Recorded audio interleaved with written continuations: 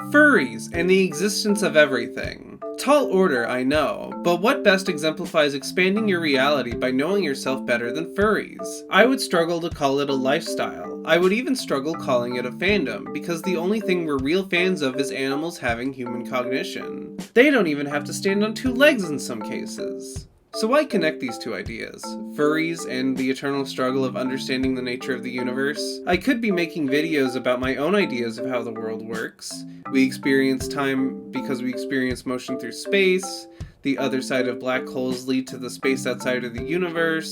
The universe is in the eternal struggle between everything and entropy. We actually live in a world of plenty because we're convinced there isn't enough to go around. But this involves my favorite community of all, one I struggle to engage with, and the one I've certainly had the most interaction with. Furries are good in general.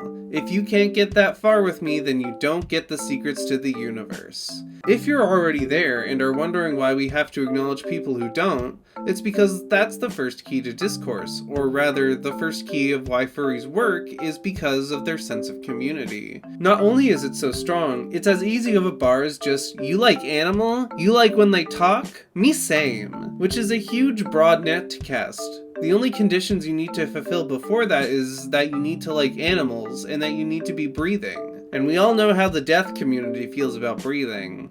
They don't because they can't! Community is the first big key, because as a conscious person and having the skills to talk to other conscious people helps us paint a better picture of what lets everyone succeed. And I mean everyone.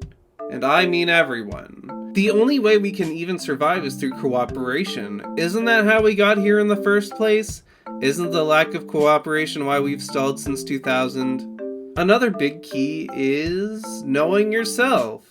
Like I said, already. While not all furries have personas, I think the idea of a persona is interesting because it's a form of self-expression that shows one in their most ideal state. What do I look like when I'm at my peak? Even my persona, as maybe generic as it looks, is the distillation of my highest ideals. Simple yet iconic, and cute like a cherry on top. Even though I commissioned this before I knew I was a woman, oops. Knowing who you want to be or already are can be a huge boon in a community growing because you can best know how to apply yourself, while the community gives back to support you and continue operations. And that's it. Huh? Huh, what?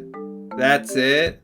Yep, that's ridiculous. What if reality is an illusion? What if we're all just holograms because of particles being perpetually in motion? What if we're all just an aspect of a larger consciousness? I don't care. And here's why. You, as you know it, is the only thing we can be absolutely sure is real. And if you have enough trust, those around you are also assumedly real. Those are the only two things that can affect the material world, you and your allies. Anybody else, let's say, extracting wealth from the planet and others, are probably not going to help you create an ideal world that you and your community can't cultivate yourselves. Those people are irrelevant, and probably should be relieved of their positions of power they manufactured themselves. Conclusion? Trust yourself.